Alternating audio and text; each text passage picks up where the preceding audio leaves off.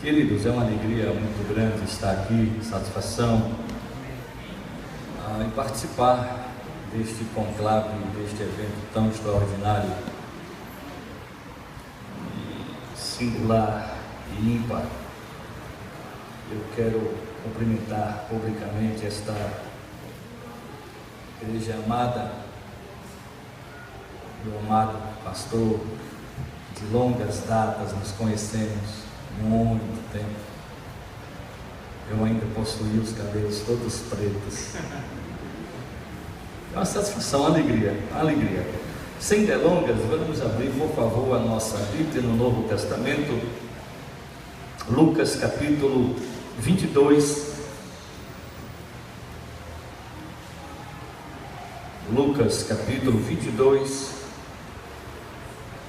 versículos, apenas o 15, versículo 15. O texto diz assim: e disse-lhes: desejei ansiosamente comer esta Páscoa com vocês antes de sofrer. A escritura que nós lemos, se nós fôssemos lê-la no original grego, ela ficaria mais ou menos assim: kai eipen pros autus epitimia epitimessa tuto topasca faigen metimen pros tu me paten. E existem aqui coisas extraordinárias, mas eu gostaria de concentrar-me nesta expressão: desejei ansiosamente. E esta expressão, desejei ansiosamente, é a tradução grega de epitimia, epetimessa. Com desejo, desejei. É exatamente isto que a expressão grega fala: epitimia, epetimessa. Com desejo, desejei. O primeiro, epitimia, é substantivo, e o segundo, epitimessa, é um verbo, e está em um tempo chamado em grego de aoristo. Alguns exegetas afirmam que este tempo verbal é um tempo de intensidade. Epitimessa é um desejo intenso, é um desejo incontrolável, chega a ser cobiça, uma ambição. E a grande ambição de Jesus aqui, o grande desejo de Jesus aqui, era participar daquele momento singular, daquele momento ímpar, antes do seu sofrimento, antes do Calvário. Qual a intenção do Senhor? Por que ele desejou intensamente isso? O que estava em seu coração? O que ia em sua mente? Por que ele ambicionou, ardentemente esperou aquele momento? Por que isso? O Senhor disse aos discípulos: ansiosamente desejei, esperei por este momento. E quando se estuda à luz da exegese do texto grego, a gente percebe que aquele momento era um momento aguardado.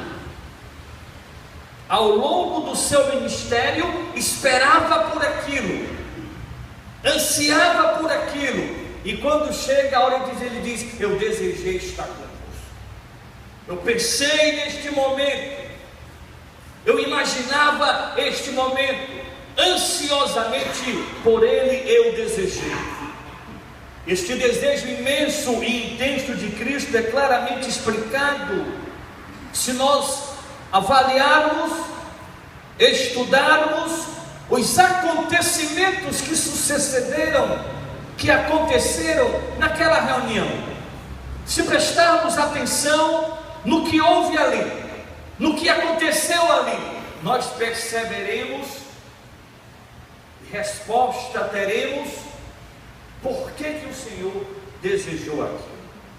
Em primeiro lugar, a gente percebe que aquele momento foi desejado pelo Senhor, porque Ele queria que os discípulos percebessem, compreendessem e entendessem que a Páscoa, daquele momento em diante, estaria se prefigurando, seria uma ponte de algo extraordinário que Ele estaria inaugurando. O Cordeiro Pascal, tão visualizado na Páscoa, prefigurava Ele próprio. Era como se o Senhor dissesse: atenção pessoal, o Cordeiro Pascal sou eu. Tudo aquilo que vocês entendem e sabem de Páscoa chegou aqui, resume-se em mim. Ele deseja aquele momento para ensinar-lhes o verdadeiro, o real significado da Páscoa. E ele explica isso e deixa bem claro, instituindo a ceia. Ele deseja ansiosamente participar daquele momento com os discípulos, porque aquela ocasião seria perfeita, seria oportuna para passar aos discípulos ensinamentos simples, ensinamentos profundos e preciosos. Aquela reunião foi um desejo ardente do Salvador, porque através daquele jantar, através daquela ceia, Ele iria instituir algo precioso para a igreja. E o propósito da Santa Ceia é este: fazer-nos lembrar do bondoso Salvador, do seu amor, da sua graça, da sua misericórdia. Se nós perdermos este senso, se nós perdermos este foco de na Santa Ceia lembrarmos do seu amor, da sua graça e misericórdia, esta reunião estará descaracterizada. Por quê? Porque a Santa Ceia é a comemoração festiva deste sacrifício poderoso e vitorioso do Senhor no Calvário. Qual a real intenção do Senhor? Por que Ele ambicionou, cobiçou ardentemente, esperou aquele momento? Por que desejou aquela reunião? Ele disse: ansiosamente desejei comer esta Páscoa convosco. Antes do meu sofrimento, antes do Calvário, eu desejei, eu ansiei. Por quê? Em segundo lugar, porque queria ensinar-lhes a lição da humildade, do serviço, através da ação de lavar os pés dos discípulos, inclusive de Judas. Eu estava pensando sobre esta cena.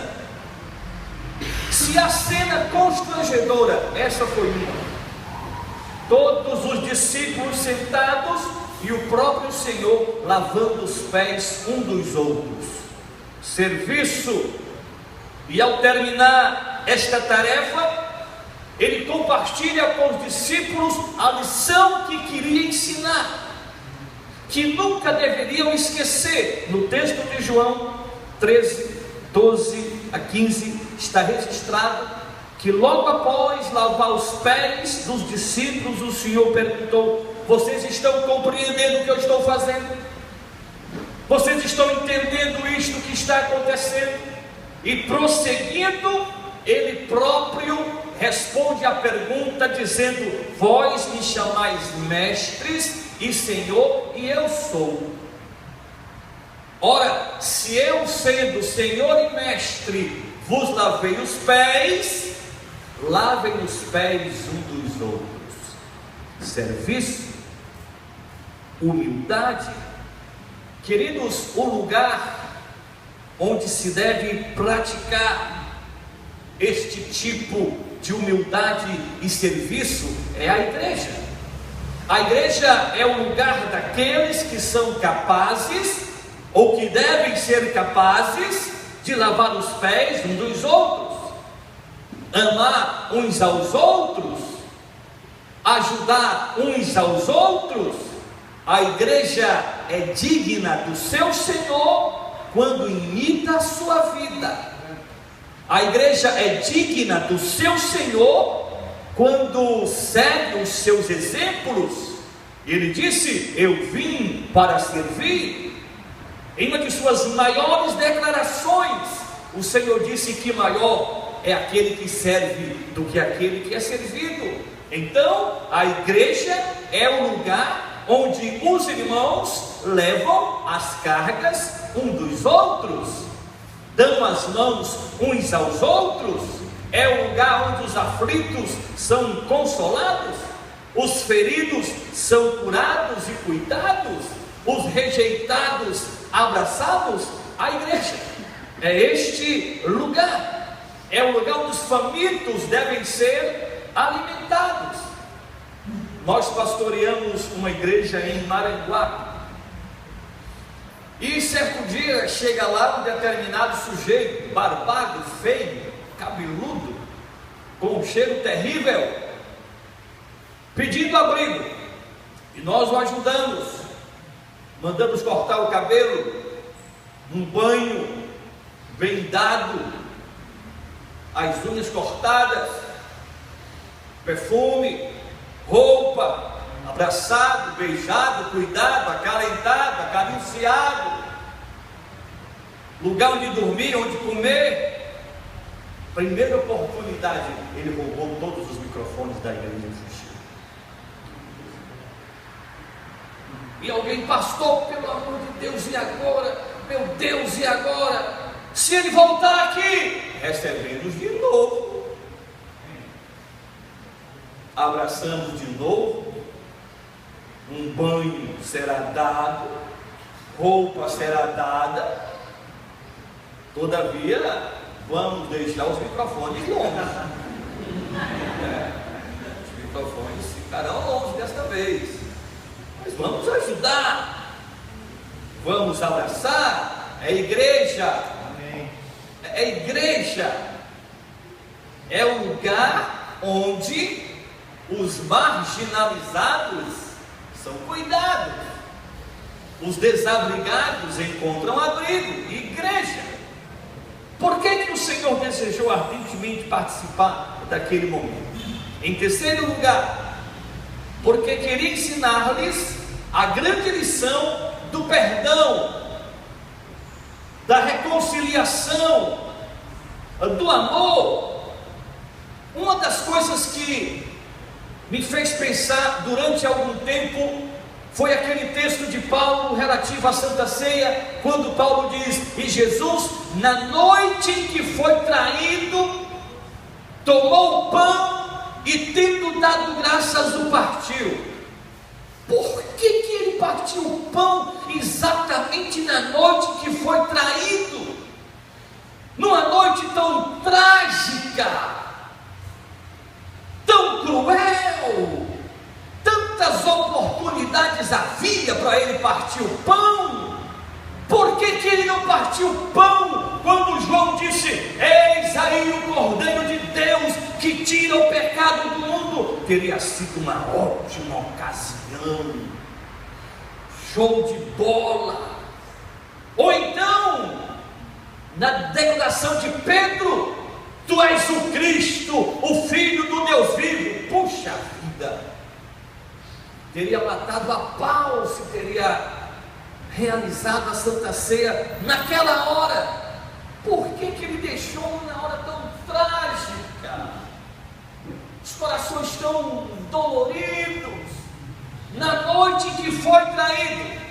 Existiam muitas ocasiões tremendas, todavia ele escolheu partir o pão exatamente na noite mais fatídica, para nos dar uma tremenda lição de perdão, de oportunidades, de reconciliação.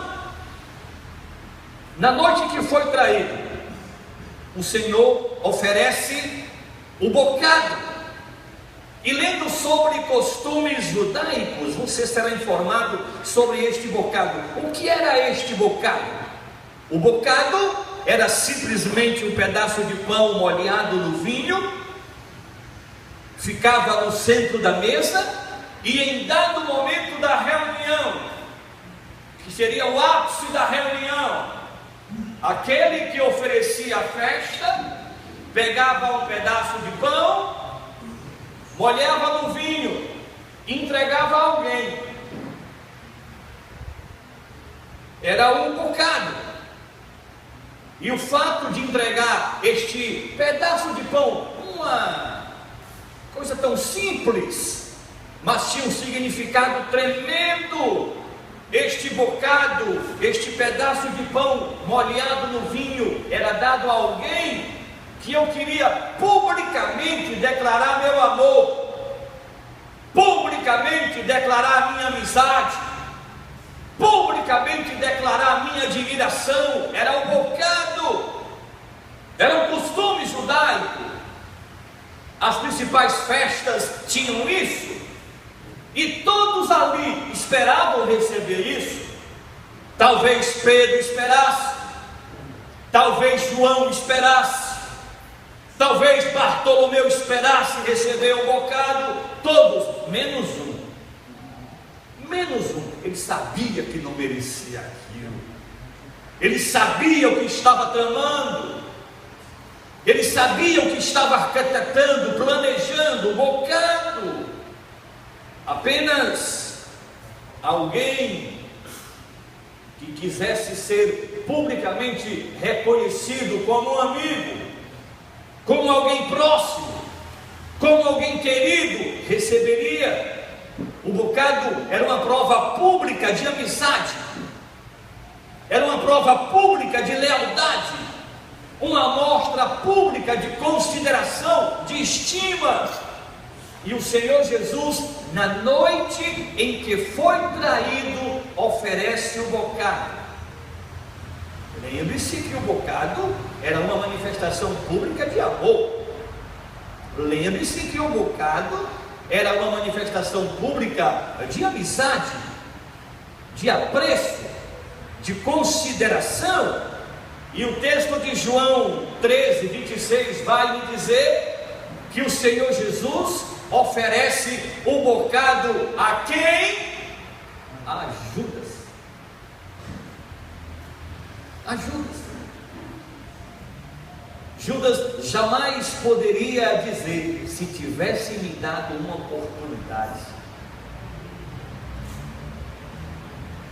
É próprio do ser humano reconhecer tarde demais as coisas. É próprio do ser humano. Um sujeito recebe o seu nome como nome de rua depois que ele morre. As flores chegam depois que morre. Fulano de tal, gente muito boa, já morreu. Ele já morreu. Fulano de tal, era o meu amigo do peito, ele já morreu. Mas quando ele era vivo, ele não ouviu isso. Ele não escutou isso. Nós temos este defeito, tarde demais reconhecer as coisas. E às vezes por causa disso, nos alcançam remorsos.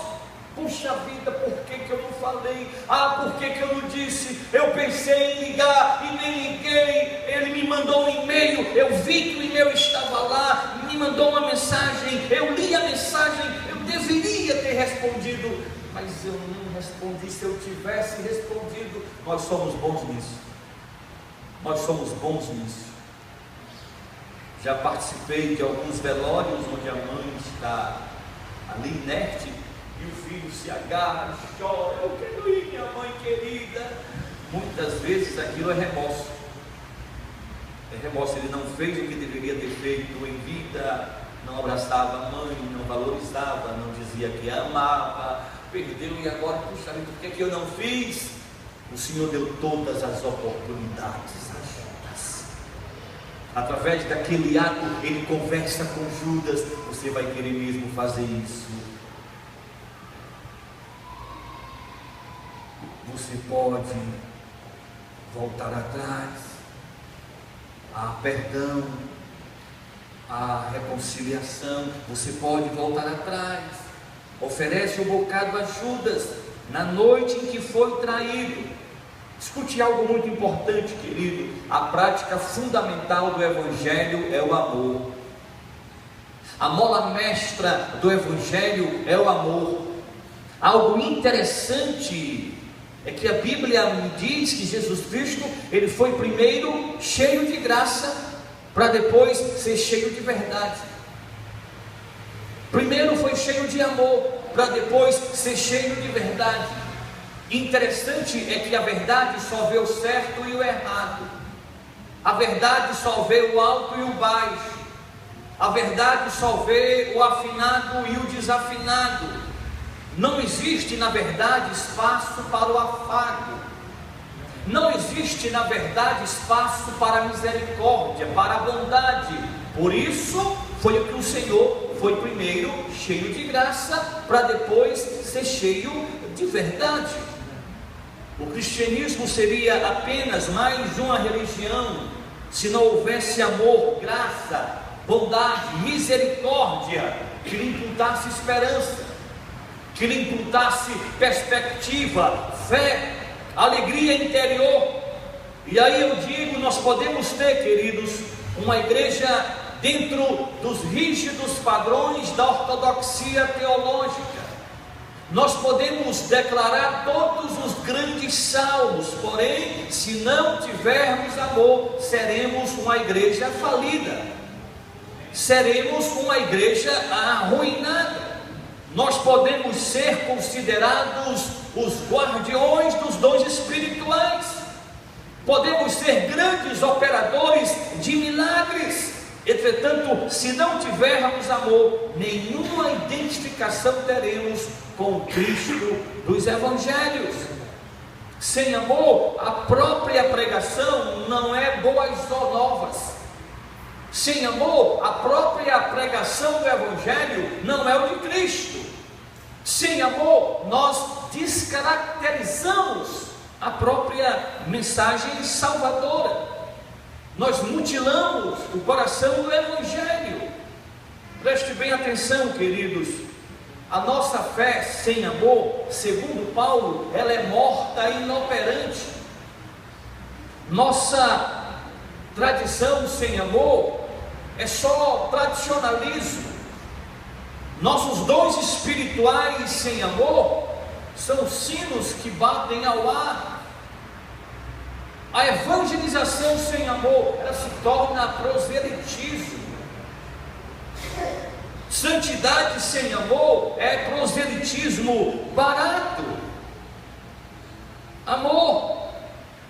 Por que o Senhor ardentemente desejou participar daquele momento? Ansiosamente desejei, ansiosamente esperei por este momento. Por que ele desejou? Em quarto lugar, para ensinar-lhes a lição da amizade, da confraternização, numa alusão à reunião familiar do Êxodo.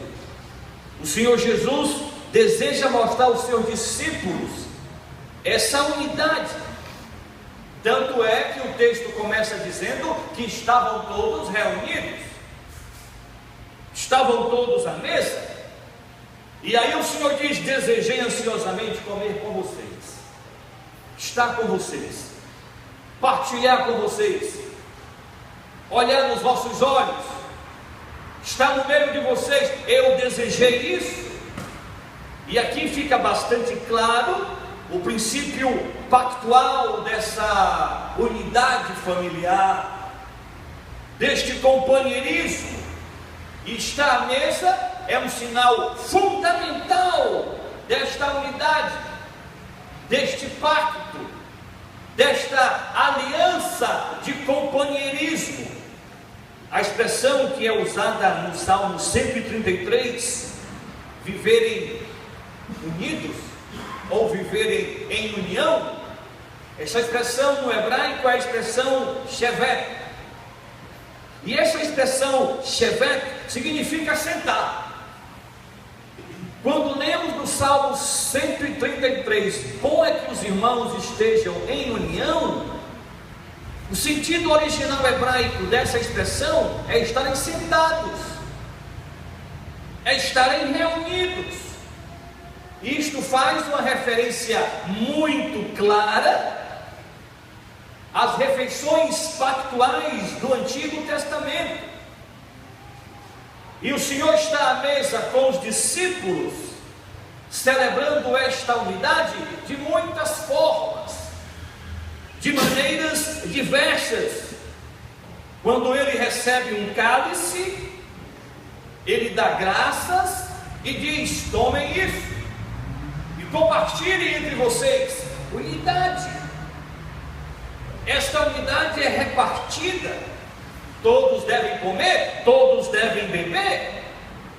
E aí nós entramos em algo que deve fechar esta nossa reflexão.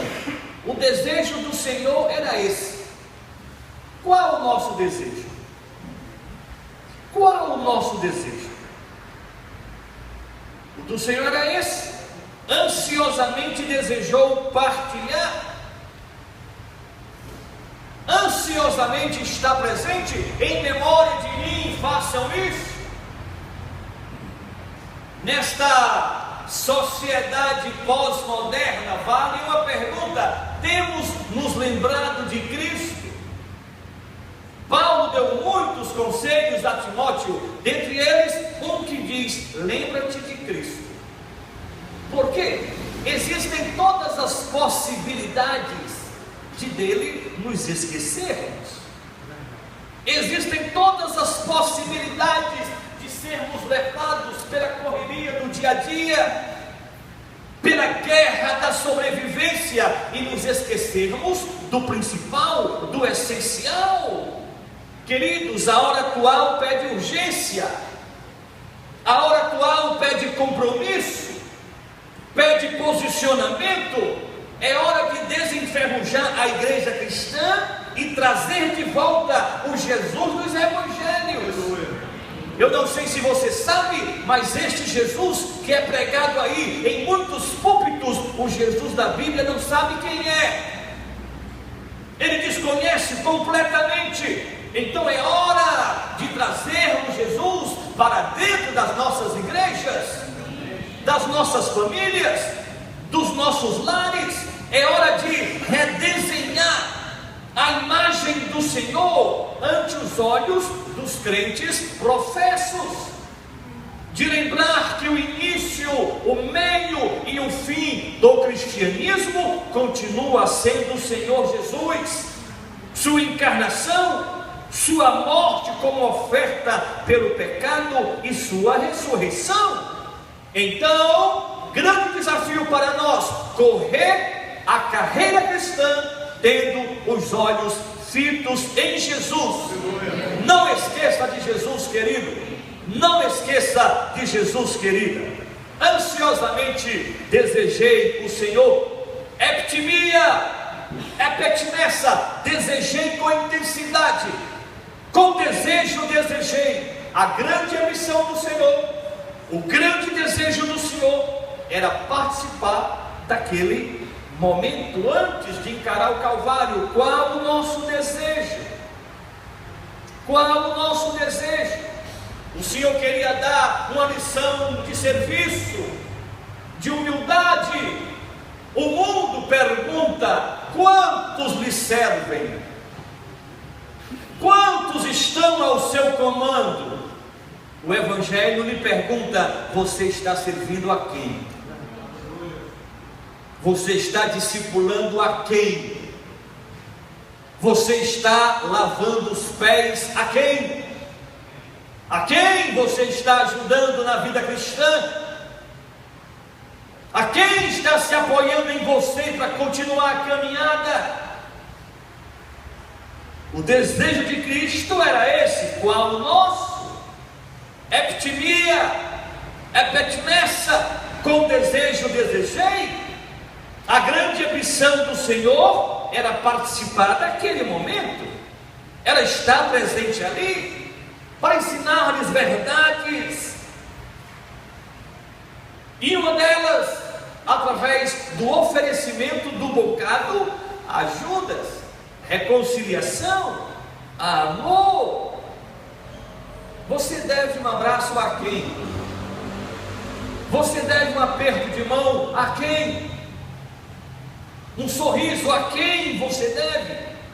A ausência do perdão é semelhante a tomar veneno esperando que o outro morra.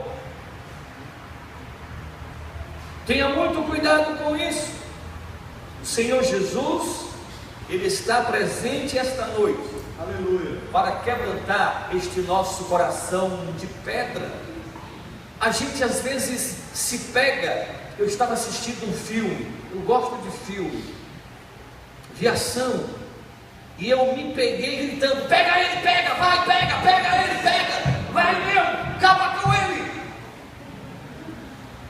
Eu sou faixa preta em jiu-jitsu e em Hapkido, e eu gosto do canal 33 Combate, e eu fico ali, vai, pega, vai, meu Deus, o Senhor daqui a pouco, vai, pega ele, pega. E às vezes as tragédias da vida se tornam normais para a gente.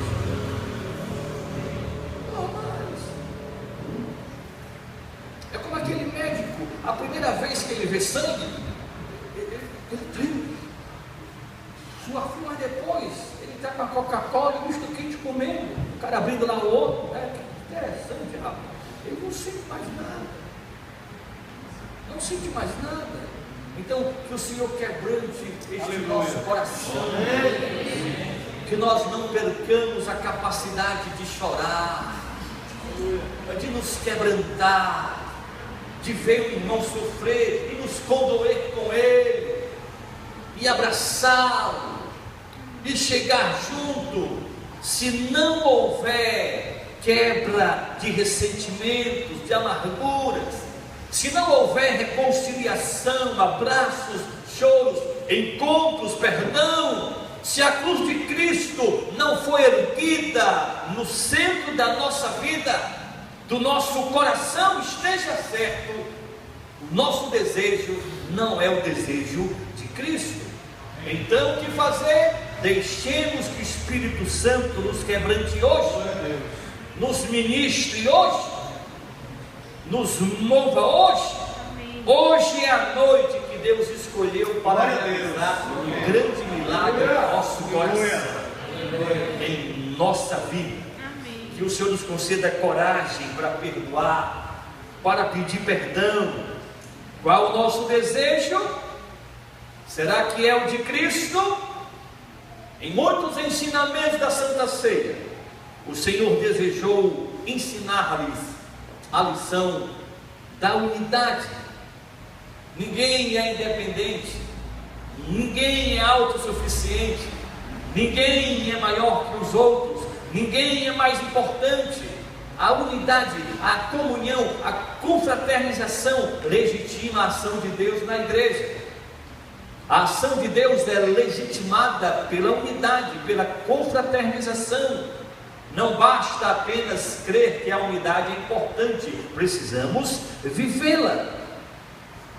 E para concluirmos esta nossa reflexão, eu quero afirmar que a Santa Ceia não é apenas uma ação simbólica que aponta para a cruz de uma forma estática. Não, a Santa Ceia, ela é um sinal vivo de nossa vida com Cristo, de nossa relação com Cristo. A Santa Ceia, esta cerimônia, ela deve ser o retrato daquilo que existe no mundo espiritual, uma comunhão tremenda com o Salvador.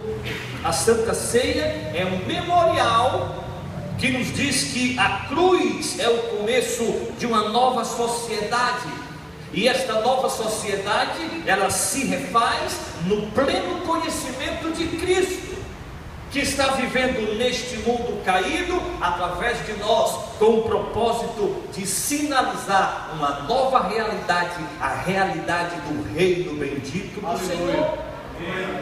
Nosso compromisso com Cristo é o de sermos filhos do seu reino e viver de modo digno disso, que justifique isso.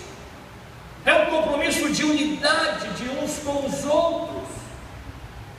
E isto implica em nos relacionarmos e nos dedicarmos mais a cada dia pelo bem mútuo.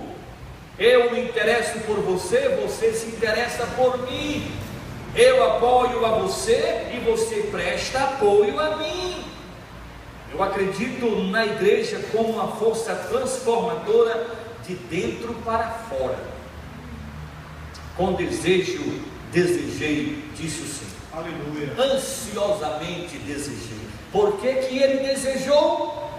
Para compartilhar verdades profundas que só poderiam ser comunicadas através daquele ato, daquela cerimônia. A lição do memorial, eu preciso não perder o foco, eu preciso não perder o Senhor de vista. Viverei a minha vida de forma intensa, sem perder o Calvário de foco, sem perder o Salvador. Ele é o meu alvo. Qual era o desejo de Cristo? Me passar a lição do serviço, do compromisso, do envolvimento. Esta obra precisa de mim, me envolverei, me dedicarei. A lição do perdão, da reconciliação, a lição da unidade, da comunhão. O desejo de Cristo era esse. Qual o meu? Qual o meu? Fazer com que o desejo dele seja real na igreja, na comunidade, através dos meus atos. Igreja, força transformadora, que ajuda famílias, que ajudam pessoas, que qualifica para ajudarmos uns aos outros. Igreja, igreja, em memória de mim, disse o Senhor. E isto é mais que uma indicação para o passado. Deve nos motivar a caminhar, encarnando e vivenciando os princípios e os valores deste Evangelho. Que o Senhor tenha compaixão de nós, irmãos. Eu confesso, na igreja que eu pastoreio, eu tenho passado as minhas preocupações, as angústias do meu coração, e eu estou preocupado, deveras preocupado, com o cristianismo que está sendo vivido. E ao longo de alguns tempos, eu cheguei um dia na igreja e disse: irmãos, eu quero renunciar a esse nome de pastor, me chamo de irmão. O negócio está tão complicado, mas aí eu lembrei